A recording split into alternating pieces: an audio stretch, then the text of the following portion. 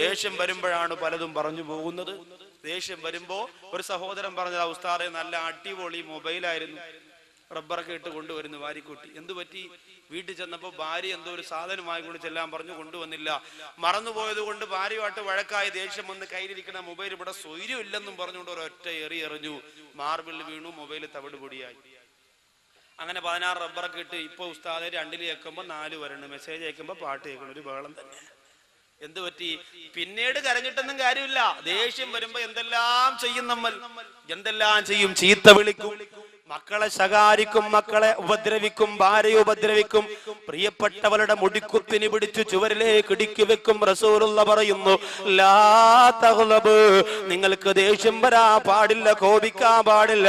ഇനി അങ്ങനെ ദേഷ്യം വന്നാൽ നിൽക്കുമ്പോഴാണ് ദേഷ്യം വരുന്നതെങ്കിൽ ഇരിക്കണം, ഇരിക്കുമ്പോഴാണ് ദേഷ്യം വരുന്നതെങ്കിൽ കിടക്കണം, കിടക്കുമ്പോഴാണ് കിടന്നിട്ടും ദേഷ്യം പോകുന്നില്ലെങ്കിൽ പോയി വുളു എടുക്കണമെന്നാണ്. ശരീരം പിന്നെ ചൂടായി നിൽക്കുമ്പോഴാണ് ദേഷ്യം വരിക. അതുകൊണ്ട് എന്ത് ചെയ്യണം? ആ ശരീരത്തെ നമ്മൾ എന്ത് ചെയ്യണം? പിടിച്ച് നിയന്ത്രിച്ച് വെള്ളമൊക്കെ ഒഴിച്ച് തണുപ്പിക്കണം. എഞ്ചിൻ ചൂടായ പിന്നെ വെള്ളം ഒഴിച്ചു കൊടുക്കണം. ഇത്തിരി നേരം ഒന്ന് സമാധാനമായിട്ട് എവിടെയെങ്കിലും കൊണ്ട് കിടത്തണം, അല്ലെങ്കിൽ സംഭവമൊക്കെ പൊട്ടിത്തെറിക്കും. പുതിയോതിനൊക്കെ ചൂടായി, ഞാനിവിടെ എന്റെ വാപ്പാരെ കവറാണ് ഇവിടെ ആദ്യം വെട്ടിയുണ്ട്, അങ്ങനെ ചാടി എഴുന്നേക്ക്, നീ അവിടെ ഇരിയുടെ ശുക്കൂറ ഇരിയുടെ ഇരുത്തമ്പ് ദേഷ്യം കുറച്ച് തീരും. ഇരുത്തണം, പിടിച്ച് ഇരുത്തിയിട്ടവ ഇരിക്കണില്ല, കസേര കിടന്ന് ഉടനെ മോദിമാരെ പറഞ്ഞ് മോട്ടർ എടുത്തിരി വെള്ളം അങ്ങനെ അപ്പോൾ തണുക്കും. ഭർത്താവ് ദേഷ്യപ്പെടുമ്പോ ഭാര്യ എന്ത് ചെയ്യണം? പൈപ്പ് എടുത്തുകൊണ്ട് വന്നിട്ട് വെള്ളം അങ്ങനെ കൊടുത്തിട്ട് ഇരിക്കും, please sit down yeah husband എന്ന് പറയണം. കസേര ഇട്ട് കൊടുത്ത് ദൂരോട്ട് നിന്ന് പറയണല്ലേ, കസേര വണ്ടയ്ക്ക് അടിച്ചിട്ട് ഇറങ്ങി പോകുക. അപ്പൊ ദേഷ്യം നമുക്ക് വന്നാൽ വലിയ പാടാണ്. ഇത് പിശാച് കൊണ്ടുവരുന്നതാണ്. ഒന്നാമത്തെ സമയം അതാ, വിശദീകരിക്കാൻ നേരമില്ല. ഒന്നാമത്തെ സമയം പിശാച് ഒന്നാമത് വരുന്നത് ദേഷ്യം വരുമ്പോഴാണ്. രണ്ടാമതെപ്പോഴാണ്? കരീമുല്ലാഹി മൂസാ നബിയോട് ഇബ്ലീസ് ലഅനത്തുല്ലാഹി അലൈഹി പറഞ്ഞു കൊടുക്കുന്നു, നബിയേ രണ്ടാമതെപ്പോഴാണ് ഞാൻ മനുഷ്യ മനസ്സിലേക്ക് കടന്നു വരുന്നതെന്നറിയോ? അന്യ സ്ത്രീയും അന്യ പുരുഷനും ഒറ്റയ്ക്കാകുമ്പോഴാണ്. അന്യ സ്ത്രീയും അന്യ പുരുഷനും ഒറ്റയ്ക്ക് എവിടെയെങ്കിലും ഇരുന്നാൽ കസേരയിട്ട് ഞാനും പോയിരിക്കും. എന്നിട്ട് പറയും, സംസാരിയുടെ വെറുതെ കിട്ടിയ അവസരമില്ല, അപ്പൊ എവിടാ വീട്? അങ്ങനെ തുടങ്ങും. ഇബ്ലീസ് മധ്യത്തിരുന്നുകൊണ്ട് ഇവരുടെ കാര്യങ്ങൾ ഭംഗിയാക്കി കൊടുക്കും. എത്രയോ സ്ഥലത്ത് അങ്ങനെ നടക്കുന്നു. ഇന്ന് ഇബ്ലീസ് അന്യ സ്ത്രീക്കും അന്യ പുരുഷനും വേണ്ടിയിട്ട് വർക്ക് ചെയ്യുന്നത് മൊബൈലിന്റെ രൂപത്തിലാണ്. മെസ്സേജ് രാത്രിയാകുമ്പോ 16 വയസ്സായ മോള് കിടന്നുറങ്ങുന്നു, ഉമ്മച്ചിരെയും വാപ്പച്ചിയുടെ അടുത്ത് കൂക്കൂ കൂക്കൂ മെസ്സേജ് വരാ. 1 മണിയാകുമ്പോ പെണ്ണെടുത്ത് വായിച്ചു നോക്കുമ്പോ മെസ്സേജ് MUPILAN മൂപ്പിലാൻ ഉറങ്ങിയോ? ഉറങ്ങിയെങ്കിൽ ടെറസിന്റെ മുകളിൽ കയറൂ, ഞാൻ അപ്പുറത്തെ വീട്ടിലെ ചെടിച്ചട്ടിയുടെ മണ്ടയിലുണ്ട്, നമുക്ക് വെളുക്കുന്നവരെ സംസാരിക്കാം. മെസ്സേജ്. അപ്പൊ എവള് തിരിച്ചു പറയും, എടാ ചീത്താനെ വാപ്പ ഉറങ്ങിയിട്ടില്ല, പിന്നീട് കുറച്ചുകൂടെ കഴിയട്ടെ. കുറച്ച് കഴിയുമ്പോ വീണ്ടും കൂക്കൂ കൂക്കൂ. യവനിതൊന്നും നോക്കേണ്ട കാര്യമില്ല, അവന് വാപ്പായുമാക്കെ തലാക്കി ടെറസിന്റെ മണ്ടയിട്ടിരിക്കുകയാണ്. അവന് ഏതെങ്കിലും ഒരു പെണ്ണ് തിരിച്ച് റിപ്ലൈ കൊടുക്കുമ്പോ അങ്ങ് സംസാരം തുടങ്ങിക്കോളും. അതുവരെ ഇങ്ങനെ അയച്ചുകൊണ്ടിരിക്കും. അങ്ങനെ രണ്ടാമത് വീണ്ടും കൂക്കു കേൾക്കുമ്പോ ഈ പെണ്ണിന്റെ വാപ്പ പറയും, ആരിഫാ ഇവിടെ ആരാ ബോംബ് വെച്ചെന്നാ തോന്നണ, കുറെ നേരമായിട്ട് കൂക്കൂ കൂക്കൂന്ന് കേൾക്കാം. ഇത് നിങ്ങൾ വിചാരിക്കും അത്രയും ബുദ്ധിയുള്ള പെണ്ണിന് പിന്നെ മൊബൈൽ സൈലന്റ് ആയിക്കൂടെ എന്ന്. ചൈന സെറ്റല്ലേ, സൈലന്റ് ആക്കി ആവണ്ടേ? ഹൗദി കിടന്നാലും വലിയ കേൾക്കണ സാധനമാണ് ചൈനക്കാരിറക്കണ്ടേ. ഇനി ഇമാമിനെയും കൂടെ ചൈനയിൽ നിന്ന് ഇറക്കിയാൽ രക്ഷപ്പെട്ടു. ഇമാമിനെയും കൂടെ ചൈനയിൽ നിന്ന് ഇറക്കിയാൽ അടിപൊളിയായിരിക്കും, നല്ല രസമായിരിക്കും. വീഴ്ച എന്താടിയൊന്നും ഉണ്ടാവില്ല എന്ന് പറഞ്ഞ് കുത്തുപോകുമ്പോ വലിയ അല്ല, ശമ്പളം കൊടുക്കാനല്ലേ പാട്. ചൈനയിൽ നിന്ന് ഇറങ്ങിക്കോളി. എന്റെ സഹോദരങ്ങളെ, അപ്പോ അന്യ സ്ത്രീയും അന്യ പുരുഷനും ഒറ്റയ്ക്കെവിടെയെങ്കിലും ഇരുന്നാൽ മൂന്നാമനായി പിശാച് വരുന്നതാണ്. അഫറൈതൽ ഹമുവ യാ റസൂലല്ലാഹ്, അല്ലാഹുവിന്റെ റസൂലേ ഹമുവിനെ കുറിച്ച് എന്തു പറയുന്നു നബിയേ? ഹമുവെന്ന് പറഞ്ഞാൽ ആരെന്ന് എന്റെ സഹോദരിമാർക്കറിയോ? ഭർത്താവിന്റെ അനുജനാണ്, ഭർത്താവിന്റെ ജ്യേഷ്ഠനാണ്. എന്തു പറയുന്നു നബിയേ? അല്ലാഹുവിന്റെ റസൂല് പറഞ്ഞു, അവരും അന്യരാണ്. അൽ ഹമു അൽ മൗതു, ഹമുവെന്ന് പറയുന്ന ഭർത്താവിന്റെ അനുജനും ജ്യേഷ്ഠനുമായി നീ ഇടപെടുന്നത് അത് മരണത്തിന് തുല്യമാണ്. ചില സഹോദരിമാര് പറയുമല്ലോ, എന്റെ ഇക്ക ഗൾഫിലാണെങ്കിൽ എന്താ, മോന് പോളിയോ കൊടുക്കാൻ പോകുമ്പോ എന്റെ പൾസർ ഉണ്ടല്ലോ, ശ്രമിക്കണ്ട, എവിടെ പോകാനും അനിയൻ പൾസറും കൊണ്ടുവരുമല്ലോ. എന്റെ അനുജനും ഭാര്യയും കൂടി വീഗാലാൻഡിൽ പോയപ്പോ എന്നെ കൊണ്ടുപോയല്ലോ. അനുജൻ എന്നോട് വല്ലാത്ത സ്നേഹമാണ്, എന്റെ ഇക്കയെക്കാളും ഇഷ്ടമാണ്. എന്റെ അനുജനില്ലെങ്കിൽ ഞാൻ ഒരുപാട് വേദനിച്ചു പോയന് എന്ന് പറയുന്നവര്, ഒരു ഭർത്താവിന്റെ അനുജന്റെ സ്നേഹം ഞാൻ നിഷേധിക്കുന്നില്ല. പക്ഷേ ഭർത്താവിനെ പോലെ ഇടപെടുന്നത് ഹറാമാണ് പെണ്ണേ. അത് സൂക്ഷിക്കണേ, അന്യരെ സൂക്ഷിച്ചേ പറ്റൂ.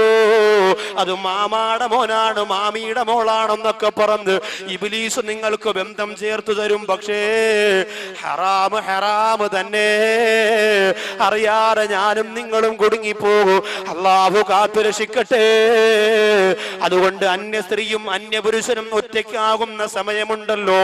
14 വയസ്സുകാരിയായ മോള് അപ്പുറത്ത് വീട്ടിൽ കൊണ്ടാക്കിയിട്ട് കറങ്ങാൻ പോകുന്ന ഉമ്മ, 17കാരിയുടെ കൂടെ 22കാരനെ ട്യൂഷൻ എന്ന പേരിൽ റൂമിന്റെ അകത്തടച്ചിടുന്ന ഉപ്പ, കേരള കലോത്സവത്തിന്റെ പേരിൽ, യുവജനോത്സവത്തിന്റെ പേരിൽ കോട്ടയത്തും തിരുവനന്തപുരത്തും ലോഡ്ജ് എടുത്തുകൊണ്ട് മക്കൾക്ക് താമസ സൗകര്യം ഒരുക്കി കൊടുക്കുന്ന ഉമ്മ, ഹോസ്റ്റലിൽ താമസിക്കാൻ വേണ്ടി 17കാരിക്ക് 18കാരിക്ക് സ്വാതന്ത്ര്യം കൊടുക്കുമ്പോ ആ പൊന്നുമോളെ മൊബൈലിലേക്ക് വിളിക്കുമ്പോ 24 മണിക്കൂറും ബിസിയാണെങ്കിൽ പിന്നെ എന്തിനാണ് ഉമ്മ മാസാമാസം വിദേശ രാജ്യത്ത് കിടന്ന് വിയർപ്പെടുക്കുന്ന ഭർത്താവിന്റെ നോട്ടുകെട്ട് വാങ്ങി മോളെ കുരുതി കൊടുക്കുന്നതുമ്മ? ശ്രദ്ധിക്കണേ. അന്യ സ്ത്രീയും അന്യ പുരുഷനും എവിടെ ഒറ്റയ്ക്കാകുമോ അവിടെ ഞാനുണ്ട് നബിയേ. അവരെ നശിപ്പിക്കാൻ ഞാനുണ്ട് നബിയേ.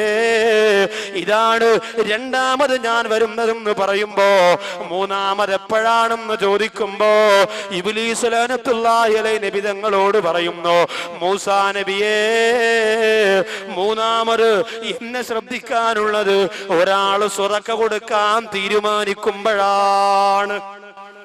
ഒരാൾ സ്വതക്ക കൊടുക്കാൻ തീരുമാനിക്കുമ്പോ പെട്ടെന്ന് ഇബ്ലീസ് വന്നിട്ട് പറയും, അത്രയും കൊടുക്കണോ?